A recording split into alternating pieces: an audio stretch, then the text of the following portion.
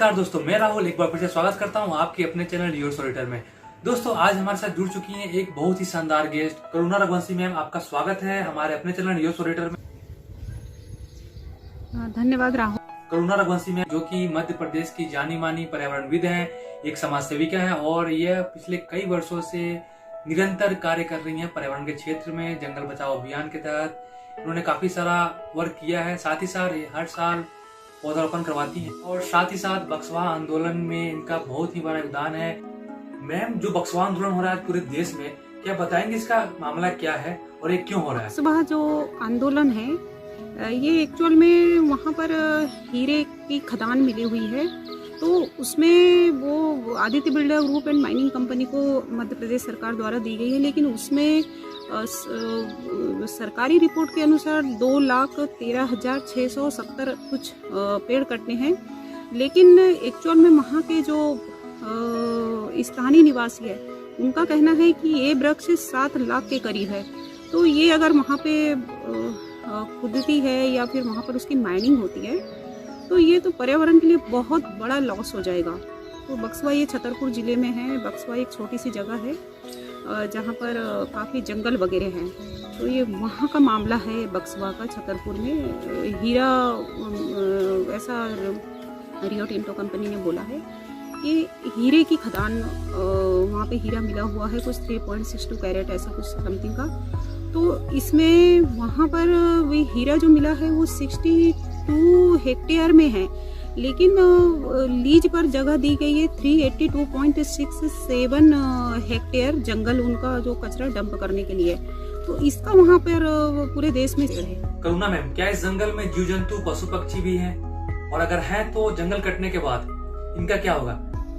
बक्सवा जंगल में ऐसा पहले जो डीएफओ साहब ने रिपोर्ट दी थी तो उन्होंने बताया था कि वहाँ पे चीता है, हिरन है और वहाँ पर भालू तो नहीं है शायद, लेकिन बहुत सारे बर्ड्स है और बहुत सारे जीव जंतु है वहाँ पर, क्योंकि ऐसा तो हो नहीं सकता कि इतना घना और बियाबान जंगल है उसमें जीव जंतु होंगे ही नहीं।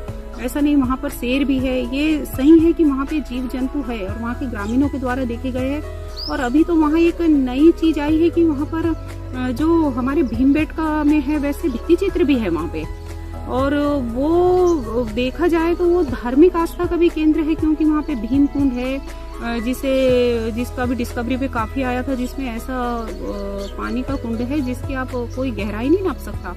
वहाँ पे अर्जुन कुंड है और वहाँ पे ऐसा मुझे जो पुराने मैंने पढ़े हुए हैं धार्मिक ग्रंथ उसमें वहाँ कोई मंदिर भी है और वहाँ पर अभी खुदाई में मूर्तियाँ भी निकली थी जब रियो टिंटो कंपनी खुदाई कर रही थी। तो वो तो एक जीव जंतु और पेड़ पौधों के साथ साथ वो धार्मिक आस्था का भी केंद्र है वो। और वहाँ पर आर्कियोलॉजी डिपार्टमेंट को भी मेरे ख्याल से खुदाई करनी चाहिए, क्योंकि वहाँ भित्ति चित्र भी मिले हुए हैं। तो इसमें जानवरों के साथ ये जंगल एक प्रकार से बहुत महत्वपूर्ण है। अगर इसको काट रहे भी ना और इसको पर्यटक के स्थल के रूप में भी यदि विकसित करे तो इससे ज्यादा रेवेन्यू सरकार को प्राप्त होगा। मैम इस आंदोलन में जो कि दूसरे राज्य के लोग हैं, दूसरे विभिन्न क्षेत्रों के लोग हैं, उनका क्या योगदान है? क्या वो इस जंगल को प्रोटेस्ट कर रहे हैं, उनका सपोर्ट है? इसके अलावा जो भी पर्यावरण क्षेत्र से रिलेटेड एनजीओ है जो वर्क करते हैं पर्यावरण क्षेत्र में, उनका कितना समर्थन है? कितने एनजीओ जो है इसमें प्रोटेस्ट कर रहे हैं, कितने पर्यावरणविद हैं जो इसको प्रोटेस्ट कर रहे हैं? कृपया इसके बारे में हमारे दर्शकों को बताएं।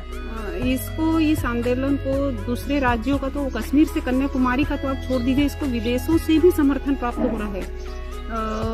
बांग्लादेश है, भूटान है, इजराइल है और बहुत सारे देश के जो पर्यावरण प्रेमी हैं वो ट्वीट कर रहे हैं, वो फेसबुक पे लिख रहे हैं।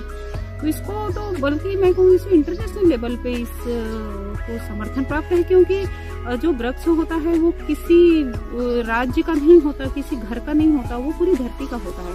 तो इसको सारे ही राज्यों का इसको समर्थन प्राप्त है। इसमें कम से कम ये 1500 के करीब संस्था है तो डायरेक्ट इन्वॉल्व है। उसके बाद 20-25 लाख लोग का इसको डायरेक्ट समर्थन प्राप्त है। यदि आप फेसबुक पे देखें, ट्विटर पे देखें, क्योंकि यदि इसको समर्थन प्राप्त नहीं होता तो 3 घंटे में ट्विटर पे 1,12,000 लोगों ने ट्वीट किया था। जबकि ट्विटर एक ऐसा माध्यम है जो सबके फोन में नहीं होता, उसके बाद भी इतने लोगों ने यदि ट्वीट किया था तो इसके समर्थन में कितने लोग होंगे। करीबन इसको 1500 संस्था के साथ इसको 40-50 लाख लोग का तो डायरेक्ट समर्थन प्राप्त है, क्योंकि हमने कोरोना काल में जो ऑक्सीजन की कमी देखी है, लोगों ने अपने लोगों को मरते हुए देखा है। उसके बाद हर व्यक्ति, जो व्यक्ति पेड़ काटता था वो व्यक्ति भी समझ गया है कि पेड़ कितने महत्वपूर्ण है और इसके बिना जीवन लगभग असंभव है। आपके पास सब कुछ है, पैसा है, पावर है, सब कुछ है, लेकिन ऑक्सीजन की कमी से फिर भी बड़े बड़े बिजनेसमैन ने, बहुत बड़े साहित्यकार ने और इवन पॉलिटिकल लीडरों ने भी दम तोड़ा है। तो इसको तो हर व्यक्ति का, आम खास सेलिब्रिटीज सभी का इसको समर्थन प्राप्त है। और जो लोग बोल नहीं रहे एक्चुअल में उनका भी समर्थन है, क्योंकि हो सकता है अपनी किसी राजनीतिक मजबूरियों की वजह से नहीं बोल रहे, लेकिन समझ तो वो भी रहे हैं। लेकिन इसमें एक चीज है कि अभी तक मध्य प्रदेश सरकार ने ऐसा कोई वक्तव्य दिया नहीं है विरोध में, क्योंकि जो वर्तमान मध्य प्रदेश सरकार एक्चुअल में उसका इसके मंजूरी में कोई हाथ भी नहीं था। इसके पूर्व की जो कमलनाथ सरकार थी उन्होंने मंजूरी दी हुई थी इसको। तो अभी तक के मध्य प्रदेश सरकार ने ना तो इसके कुछ पक्ष में बोला है ना विपक्ष में बोला है, लेकिन इसको बहुत भारी समर्थन प्राप्त है बक्सवा। अगर यह जो बक्सवा जंगल है इसको नष्ट किया जाता है तो इसका जो बुरा असर है, जो इसका जो असर है पर्यावरण पे क्या पड़ने वाला है? अगर ये जंगल को काट दिया जाता है तो शायद आप लोग सुनते होंगे कि जो बुंदेलखंड है, बुंदेलखंड तो ऑलरेडी बहुत ज्यादा वहाँ पर सूखा और पानी की बहुत ज्यादा प्रॉब्लम है। बुंदेलखंड पैकेज करोड़ों अरबों रुपए में बुंदेलखंड पैकेज होता है हर साल। तो अगर देखा जाए तो इसको तो बिल्कुल ही कटने नहीं देना चाहिए, क्योंकि अगर ये जंगल कट गए तो बुंदेलखंड तो पूरी तरह सूखे की चपेट में आ जाएगा। इसके साथ ही इसका जो दूरगामी परिणाम होगा वो आसपास के स्टेट का, यूपी में भी होगा। और 7 लाख पेड़ कितने मीट्रिक टन ऑक्सीजन डेली देते हैं, तो इसका तो पूरे ही मध्य प्रदेश के पूरे राज्य में ही इसका प्रभाव होगा। तो ये जंगल से तो वहाँ बारिश तो वैसे ही कम होती है, बुंदेलखंड में बारिश तो बिल्कुल ही बंद हो जाएगी वहाँ पर।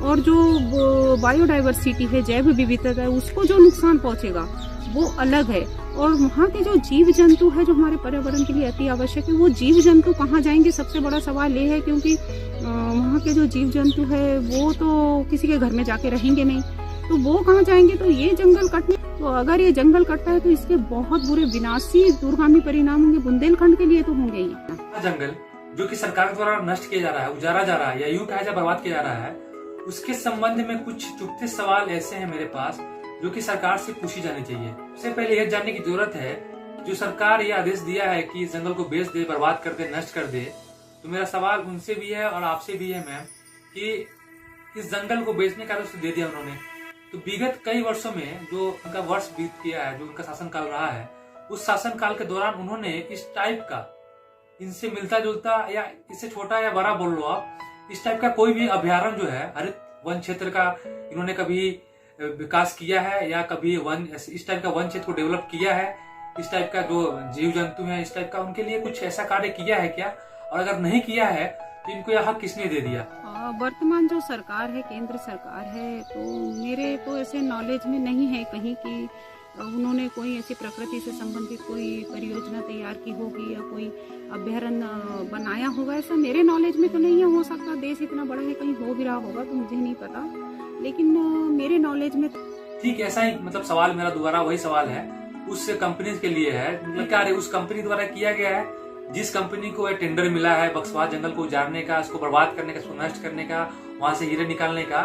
क्या इस कंपनी ने कभी ऐसा कोई जंगल डेवलप किया? ये अगर बिरला कंपनी हो या कोई भी कंपनी हो, वो वृक्ष लगा सकती है, जंगल कोई नहीं बना सकता। दुनिया में कोई जंगल नहीं बना सकता, क्योंकि जंगल सिर्फ भगवान बनाता है। और ऐसा किसी भी चीज का मुझे तो नहीं मालूम, मैंने इसकी पूरी रिपोर्ट पढ़ी है कि बिरला कंपनी ने कहा हो कि हम वहाँ बना देंगे।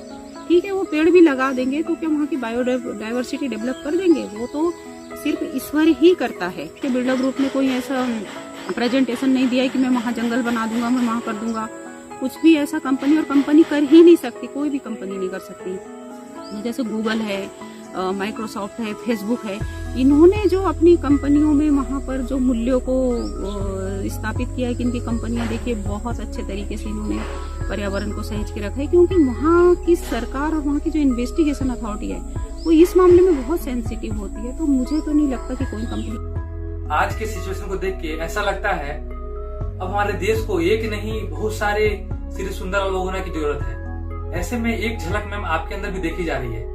इस पर आप क्या कहना चाहेंगे? नहीं, ये तो आप लोग कह सकते हैं, मैं कोई लेडी सुंदरलाल बहुगुना नहीं हूँ।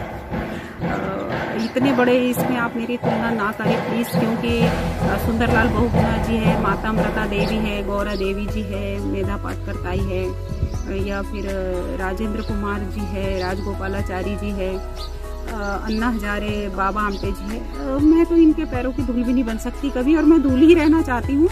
तो इतना बड़ा आप तमगा मुझे ना दे कि मैं लेडी सुंदरलाल बहुगुना हूँ। मैं तो उनके जैसा त्याग करने का सोच भी नहीं सकती, और हो सकता आगे जाके कर भी दूँ, लेकिन अभी तो मेरे वो बड़े आदर्श है, पूज्य है मेरे लिए, और सदा रहेंगे सारे लोग। क्योंकि मेरा ये मानना है कि जो भी व्यक्ति पर्यावरण के लिए काम कर रहा हो वो बहुत संत पुरुष होता है। तो मेरे तो उनके चरणों में बार बार वंदना है, लेकिन लेडी सुंदरलाल बहुगुना ये तो अतिशयोक्ति हो गई, और ये बहुत बड़ा तमगा हो गया एक प्रकार से। ये आप कहना चाहे वो आपकी मर्जी है, लेकिन मैं तो ऐसा बनने का सोच भी नहीं सकती कभी, क्योंकि बहुगुना जी तो बहुगुना जी थे। उन्होंने जो पर्यावरण के लिए अलग जगाई है, और उन्होंने जो पर्यावरण के वो पिता बन के रहे हैं। भगवान करे मुझ में भी इतनी शक्ति दे ईश्वर की मैं उनकी तरह पर्यावरण की रक्षक बन सकूं।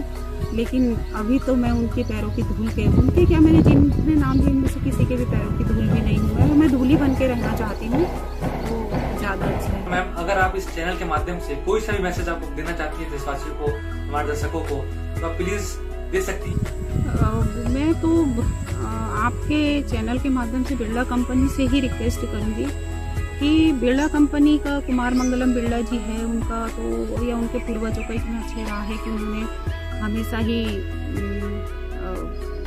जो एक आस्था है, ईश्वरीय आस्था, उसके प्रति उनका बहुत रुझान रहा है। जैसे बिरला मंदिर है, पूरे देश में बिरला ने ही बनाए हैं। तो ये जो इसके बाद जो विनाश लीला लिखी जाएगी, इसमें तो बिरला का भी हाथ रहेगा, क्योंकि जैसे उसमें बंगाल में संगरूर में जो टाटा कंपनी लगाई हुई थी रतन टाटा जी ने, टाटा नैनो, लेकिन वहाँ जब विरोध हुआ था इस चीज़ का तो सरकार ने वापस नहीं लिया था। ये खुद रतन टाटा जी ने कहा था कि नहीं, हम हमारे मूल्यों से समझौता करके हम कोई भी कंपनी या कोई भी नहीं लगा सकते। तो मैं तो कुमार मंगलम बिरला जी है, उनसे यही रिक्वेस्ट करूंगी कि सर आप भी इस देश के नागरिक है, तो ठीक है सरकार नहीं समझ पा रही है या समझ के भी ना समझ बन रही है, कोई बात नहीं, लेकिन आप तो एक मानवता का दृष्टिकोण अपना के और इस तरह की विनाश लीला के सहभागी ना बने, क्योंकि ईश्वर को जवाब तो आपको भी देना है। भले आप कितने बड़े बिजनेसमैन हैं, कुछ भी है, लेकिन जवाब तो आपको भी देना है।